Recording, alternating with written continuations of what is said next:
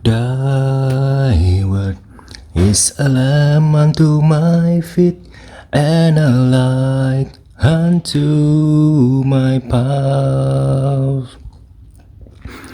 Thy word is a lamp unto my feet, and a light unto my path. Hello everyone, welcome back to my channel. Welcome back to my Let's Read Bible series. Today we are going to cover chapter 13 to chapter 18 from the book of Numbers. Okay, without further ado, let's start our Bible reading. Chapter 13. 12 scouts explore Canaan. The Lord now said to Moses, "Send out men to explore the land of Canaan, the land I am giving to the Israelites. Send one leader from each of the 12 ancestral tribes." So Moses did as the Lord commanded him. He sent out 12 men, all tribal leaders of Israel, from their camp in the wilderness of Paran. These were the tribes and the names of their leaders: Reuben, Shammua son of Zakur; Simeon, Shaphat son of Hori; Judah, Caleb son of Jephunneh; Issachar, Igal son of Joseph; Ephraim, Hoshea son of Nun; Benjamin, Palti son of Raphu; Zebulun, Gadiel son of Sodi; Manasseh son of Joseph; Gadi son of Susi; Dan, Amiel son of Gemali; Asher, Setur son of Michael; Naphtali, Nahbi son of Vopsi; Gad, Geuel son of Maki. These are the names of the men Moses sent out to explore the land. Moses called Hoshea son of Nun by the name of Joshua. Moses gave these men these instructions as he sent them out to explore the land. "Go north through the Negev into the hill country. See what the land is like, and find out whether the people living there are strong or weak, few or many. See what kind of land they live in. Is it good or bad? Do their towns have walls, or are they unprotected like open camps? Is the soil fertile or poor? Are there many trees? Do your best to bring back samples of the crops you see." It happened to be the season for harvesting the first ripe grapes. So they went up and explored the land from the wilderness of Zin as far as Rehob, near Lebo Hamath. Going north, they passed through the Negev and arrived at Hebron, where Ahiman, Sheshai, and Talmai, all descendants of Anak, live. The ancient town of Hebron was founded 7 years before the Egyptian city of Zoan. When they came to the valley of Eshcol, they cut down a branch with a single cluster of grapes so large that it took 2 of them to carry it on a pole between them. They also brought back samples of the pomegranates and figs. That place was called the Valley of Eshcol, which means cluster, because of the cluster of grapes the Israelite men cut there. The scouting report. After exploring the land for 40 days, the men returned to Moses, Aaron, and the whole community of Israel at Kadesh, in the wilderness of Paran. They reported to the whole community what they had seen, and showed them the fruit they had taken from the land. This was their report to Moses: "We entered the land you sent us to explore, and it is indeed a bountiful country, a land flowing with milk and honey. Here is the kind of fruit it produces. But the people living there are powerful, and their towns are large and fortified. We even saw giants there, the descendants of Anak. The Amalekites live in the Negev, and the Hittites, Jebusites, and Amorites live in the hill country. The Canaanites live along the coast of the Mediterranean Sea and along the Jordan Valley." But Caleb tried to quiet the people as they stood before Moses. "Let's go at once to take the land," he said. "We can certainly conquer it." But the other men who had explored the land with him disagreed.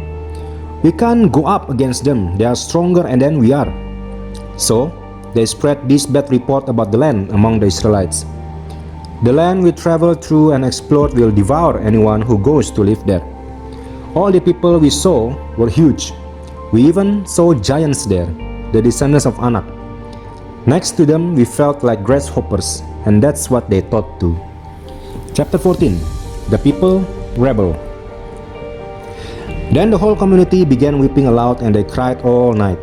Their voices rose in a great chorus of protest against Moses and Aaron. If only we had died in Egypt or even here in the wilderness, they complained. Why is the Lord taking us to this country only to have us die in battle? Our wives and our little ones will be carried off as plunder. Wouldn't it be better for us to return to Egypt? Then they plotted among themselves. Let's choose a new leader and go back to Egypt. Then Moses and Aaron fell face down on the ground before the whole community of Israel. Two of the men who had explored the land, Joshua, son of Nun, and Caleb, son of Jephunneh, tore their clothing. They said to all the people of Israel, "The land we traveled through and explored is a wonderful land. And if the Lord is pleased with us, He will bring us safely into that land and give it to us. It is a rich land flowing with milk and honey. Do not rebel against the Lord, and don't be afraid of the people of the land. They are only helpless prey to us. They have no protection, but the Lord is with us. Don't be afraid of them." But the whole community began to talk about stoning Joshua and Caleb. Then the glorious presence of the Lord appeared to all the Israelites at the tabernacle. And the Lord said to Moses, "How long will these people treat me with contempt? Will they never believe me, even after all the miraculous signs I have done among them? I will disown them and destroy them with a plague. Then I will make you into a nation greater and mightier than they are." Moses intercedes for the people. But Moses objected. "What will the Egyptians think when they are here about it?" He asked the Lord. "They know full well the power you displayed in rescuing your people from Egypt. Now, if you destroy them, the Egyptians will send a report to the inhabitants of this land, who have already heard that you live among your people. They know, Lord, that you have appeared to your people face to face, and that your pillar of cloud hovers among them. They know that you go before them in the pillar of cloud by day and the pillar of fire by night. Now, if you slaughter all these people with a single blow, the nations that have heard of your fame will say, 'The Lord was not able to bring them into the land He swore to give them, so He killed them in the wilderness.' Please, Lord, prove that your power is as great as you have claimed. For you said, 'The Lord is slow to anger and filled with unfailing love, forgiving every kind of sin and rebellion. But He does not excuse the guilty. He lays the sins of the parents upon their children. The entire family is affected, even children in the third and fourth generations. In keeping with your magnificent unfailing love, please pardon the sins of these people, just as you have forgiven them ever since they left Egypt." Then the Lord said, "I will pardon them as you have requested, but as surely as I live and as surely as the earth is filled with the Lord's glory, not one of these people will ever enter that land. They have all seen my glorious presence and the miraculous signs I perform, both in Egypt and in the wilderness. But again and again they have tested me by refusing to listen to my voice. They will never even see the land I swore to give their ancestors. None of those who have treated me with contempt will ever see it. But my servant Caleb has a different attitude than the others have. He has remained loyal to me, so I will bring him into the land he explored. His descendants will possess their full share of that land. Now turn around and don't go on towards the land where the Amalekites and Canaanites live. Tomorrow you must set out for the wilderness in the direction of the Red Sea." The Lord punishes the Israelites. Then the Lord said to Moses and Aaron, "How long must I put up with this wicked community and its complaints about me? Yes, I have heard the complaints about the Israelites are making against me.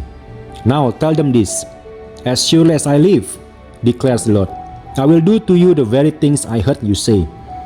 You will all drop dead in this wilderness, because you complain against me. Every one of you who is 20 years old or older and was included in the registration will die.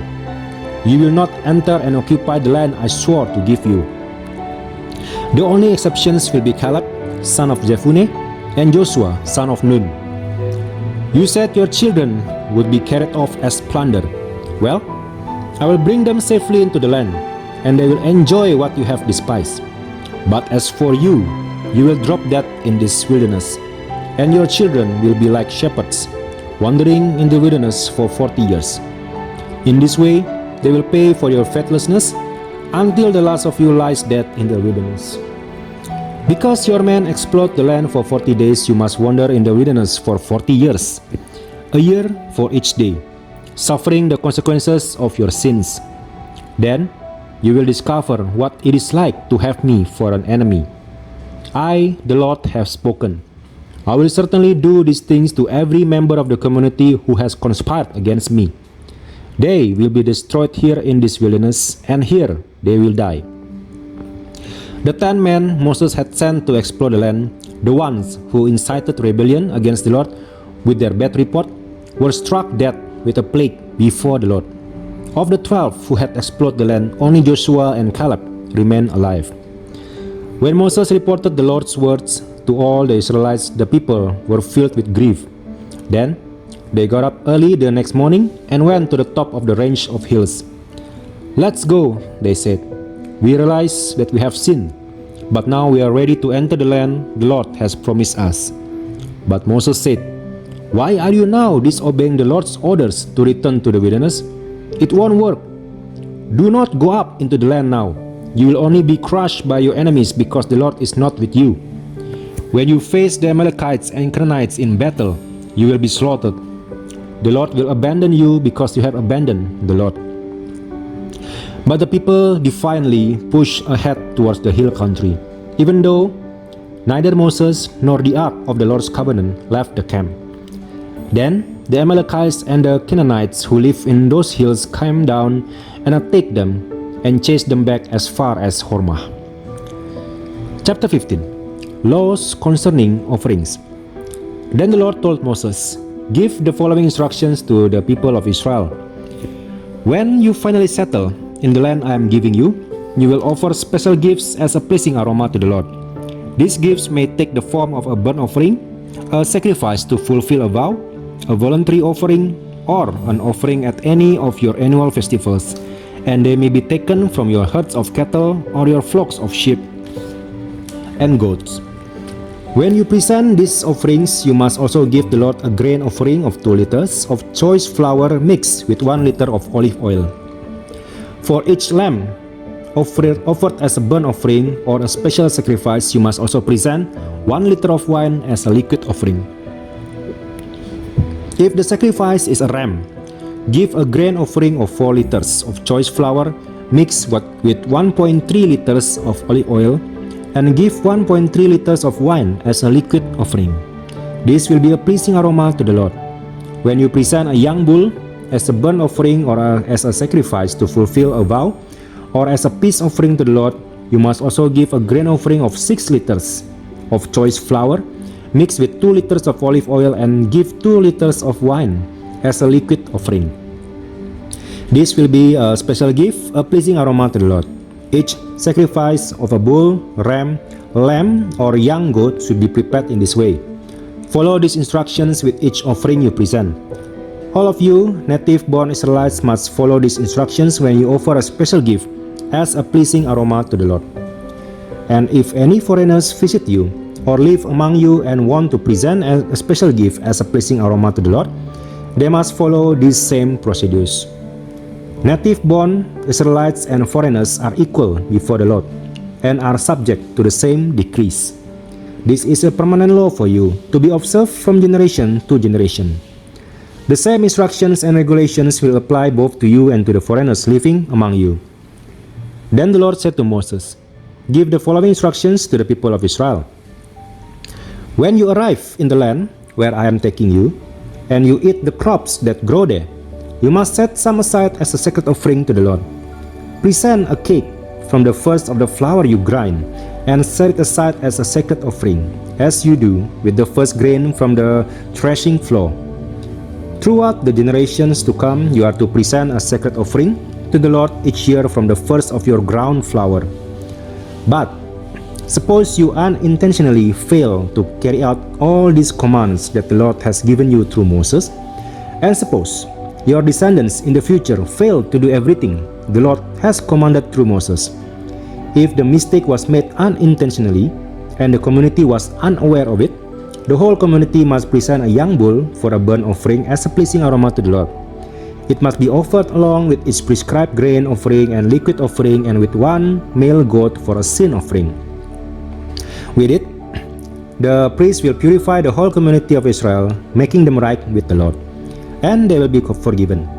For it was an unintentional sin, and they have corrected it with their offerings to the Lord, the special gift and the sin offering. The whole community of Israel will be forgiven, including the foreigners living among you, for all the people were involved in the sin. If one individual commits an unintentional sin, the guilty person must bring a 1-year-old female goat for a sin offering. The priest will sacrifice it to purify the guilty person before the Lord, and that person will be forgiven. These same instructions apply both to native-born Israelites and to the foreigners living among you. But those who brazenly violate the Lord's will, whether native-born Israelites or foreigners, have blasphemed the Lord, and they must be cut off from the community. Since they have treated the Lord's word with contempt and deliberately disobeyed His command, they must be completely cut off and suffer the punishment for their guilt. Penalty for breaking the Sabbath. One day, while the people of Israel were in the wilderness, they discovered a man gathering wood on the Sabbath day. The people who found him doing this took him before Moses, Aaron, and the rest of the community.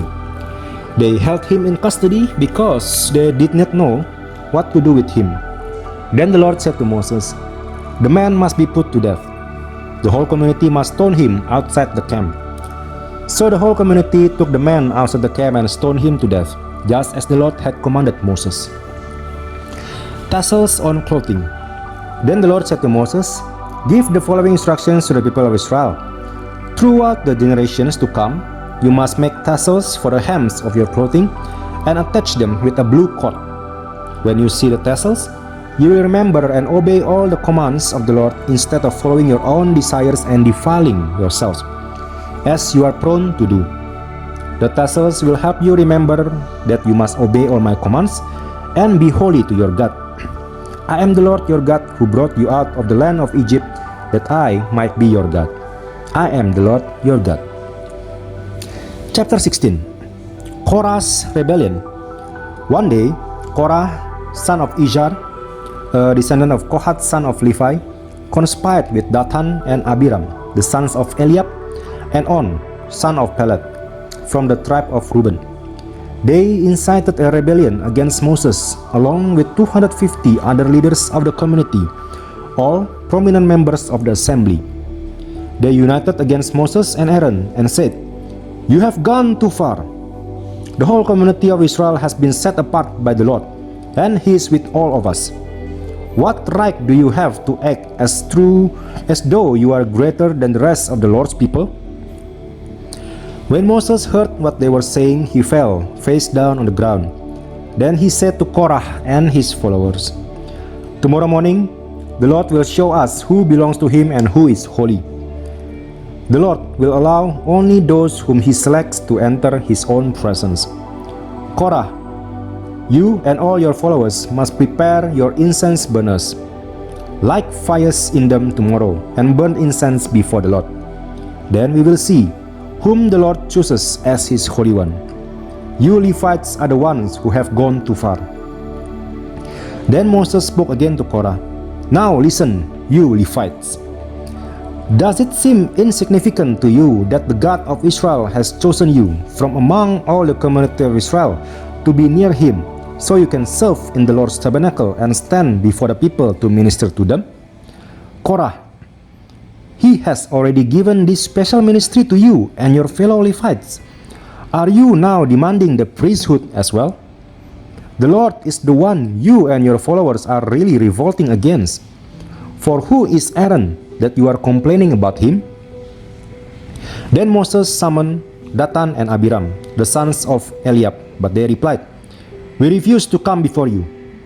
Isn't it enough that you brought us out of Egypt, a land flowing with milk and honey, to kill us here in the wilderness, and that you now treat us like your subjects? What's more, you haven't brought us into another land flowing with milk and honey. You haven't given us a new homeland with fields and vineyards. Are you trying to fool these men? We will not come." Then Moses became very angry and said to the Lord, "Do not accept their grain offerings. I have not taken so much as a donkey from them, and I have never hurt a single one of them." And Moses said to Korah, "You and all your followers must come here tomorrow and present yourselves before the Lord. Aaron will also be here. You and each of your 250 followers must prepare an incense burner and put incense on it, so you can all present them before the Lord.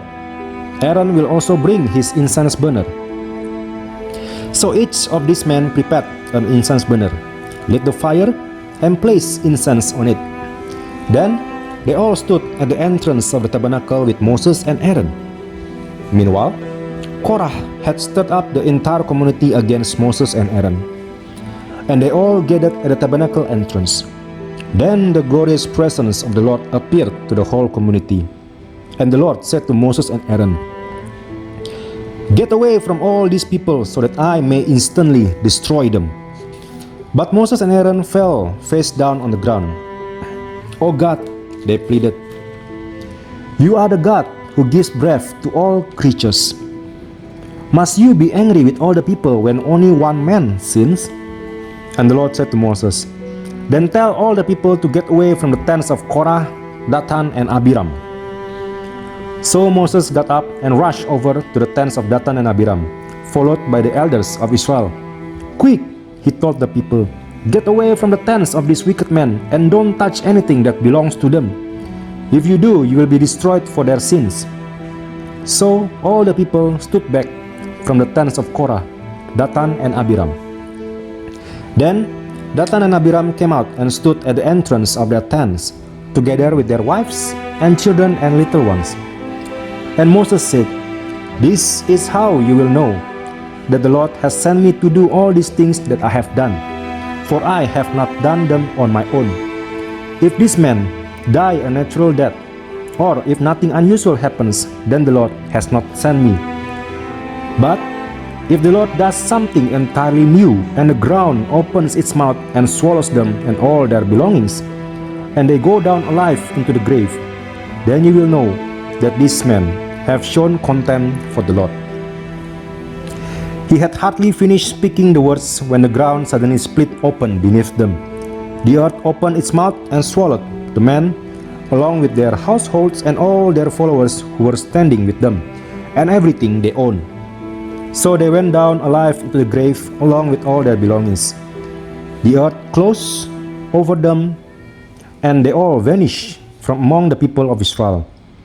All the people around them fled when they heard their screams. "The earth will swallow us too," they cried. Then fire blazed forth from the Lord and burned up the 250 men who were offering incense. And the Lord said to Moses, "Tell Eleazar, son of Aaron, the priest, to pull all the incense burners from the fire, for they are holy. Also, tell him to scatter the burning coals. Take the incense burners of these men who have sinned at the cost of their lives, and hammer the metal into a tin sheet to overlay the altar. Since these burners were used in the Lord's presence, they have become holy. Let them serve as a warning to the people of Israel." So Eleazar the priest collected the 250 bronze incense burners that had been used by the men who died in the fire, and the bronze was hammered into a tin sheet to overlay the altar. This would warn the Israelites that no unauthorized person, no one who was not a descendant of Aaron, should ever enter the Lord's presence to burn incense. If anyone did, the same thing would happen to him as happened to Korah and his followers. So the Lord's instructions to Moses were carried out. But the very next morning, the whole community of Israel began muttering again against Moses and Aaron, saying, "You have killed the Lord's people." As the community gathered to protest against Moses and Aaron, they turned towards the tabernacle and saw that the cloud had covered it, and the glorious presence of the Lord appeared. Moses and Aaron came and stood in front of the tabernacle, and the Lord said to Moses, "Get away from all these people so that I can instantly destroy them." But Moses and Aaron fell face down on the ground. And Moses said to Aaron, "Quick, take an incense burner and place burning coals on it from the altar. Lay incense on it and carry it out among the people to purify them and make them right with the Lord. The Lord's anger is blazing against them. The plague has already begun." Aaron did as Moses told him and ran out among the people. The plague had already begun to strike down the people, but Aaron burned the incense and purified the people. He stood between the dead and the living, and the plague stopped. But 14,700 people died in that plague, in addition to those who had died in the affair involving Korah. Then, because the plague had stopped, Aaron returned to Moses at the entrance of the tabernacle. Chapter 17. The budding of Aaron's staff. Then the Lord said to Moses, "Tell the people of Israel to bring you 12 wooden staffs, one from each leader of Israel's ancestral tribes, and inscribe each leader's name on his staff. Inscribe Aaron's name on the staff of the tribe of Levi, for there must be one staff for the leader of each ancestral tribe. Place these staffs in the tabernacle in front of the ark containing the tablets of the covenant, where I meet with you. Buds will sprout on the staff belonging to the man I choose. Then I will finally put an end to the people's murmuring and complaining against you." So Moses gave the instructions to the people of Israel, and each of the 12 tribal leaders, including Aaron, brought Moses a staff. Moses placed the staffs in the Lord's presence in the tabernacle of the covenant. When he went into the tabernacle of the covenant the next day, he found that Aaron's staff, representing the tribe of Levi, had sprouted, budded, blossomed, and produced ripe almonds. When Moses brought all the staffs out from the Lord's presence, he showed them to the people. Each man claimed his own staff, and the Lord said to Moses, "Place Aaron's staff permanently before the ark of the covenant, to serve as a warning to rebels. This should put an end to their complaints against me and prevent any further deaths." So Moses did as the Lord commanded him. Then the people of Israel said to Moses, "Look, we are doomed. We are dead. We are ruined. Everyone who even comes close to the tabernacle of the Lord dies. Are we all doomed to die?" Chapter 18. Duties of priests and Levites. Then the Lord said to Aaron, "You, your sons, and your relatives from the tribe of Levi will be held responsible for any offenses related to the sanctuary. But you and your sons alone will be held responsible for violations connected with the priesthood. Bring your relatives of the tribe of Levi, your ancestral tribe, to assist you and your sons as you perform the sacred duties in front of the tabernacle of the covenant. But as the Levites go about all their assigned duties at the tabernacle, they must be careful not to go near any of the sacred objects or the altar. If they do, both you and they will die. The Levites must join you in fulfilling their responsibilities for the care and maintenance of the tabernacle. But no unauthorized person may assist you. You yourselves must perform the sacred duties inside the sanctuary and at the altar. If you follow these instructions, the Lord's anger will never again blaze against the people of Israel. I myself have chosen your fellow Levites from among the Israelites to be your special assistants. They are a gift to you, dedicated to the Lord for service in the tabernacle. But you, and your sons, the priests, must personally handle all the priestly rituals associated with the altar and with everything behind the inner curtain. I am giving you the priesthood as your special privilege of service. Any unauthorized person who comes too near the sanctuary will be put to death. Support for the priests and Levites. The Lord gave these further instructions to Aaron. I myself have put you in charge of all the holy offerings that are brought to me by the people of Israel. I have given all these consecrated offerings to you and your sons as your permanent share. You are allotted the portion of the most holy offerings that is not burned on the fire. This portion of all the most holy offerings, including the grain offerings, sin offerings, and guilt offerings, will be most holy, and it belongs to you and your sons. You must eat it as a most holy offering. All the males may eat of it, and you must treat it as most holy. All the sacred offerings and special offerings presented to me when the Israelites lift them up before the altar also belong to you. I have given them to you and to your sons and daughters as your permanent share. Any member of your family who is ceremonially clean may eat of these offerings. I also give you the harvest gifts brought by the people as offerings to the Lord, the best of the olive oil, new wine and grain. All the first crops of the land that the people present to the Lord belong to you. Any member of your family who is ceremonially clean may eat this food. Everything in Israel that is specially set apart for the Lord also belongs to you. The firstborn of every mother, whether human or animal, that is offered to the Lord will be yours. But you must always redeem your firstborn sons and the firstborn of ceremonially unclean animals. Redeem them when they are 1 month old. The redemption price is 5 pieces of silver, as measured by the weight of the sanctuary shekel, which equals 20 gerahs. However, you may not redeem the firstborn of cattle, sheep, or goats. They are holy and have been set apart for the Lord. Sprinkle their blood on the altar and burn their fat as a special gift, a pleasing aroma to the Lord. The meat of these animals will be yours, just like the breast and right thigh that are presented by lifting them up as a special offering before the altar. Yes, I am giving you all these holy offerings that the people of Israel bring to the Lord. They are for you and your sons and daughters to be eaten as your permanent share. This is an eternal and unbreakable covenant between the Lord and you, and it also applies to your descendants. And the Lord said to Aaron, You, priests, will receive no allotment of land or share of property among the people of Israel. I am your share and your allotment. As for the tribe of Levi, your relatives, I will compensate them for their service in the tabernacle. Instead of an allotment of land, I will give them the tithe from the entire land of Israel. From now on, no Israelites except priests or Levites may approach the tabernacle.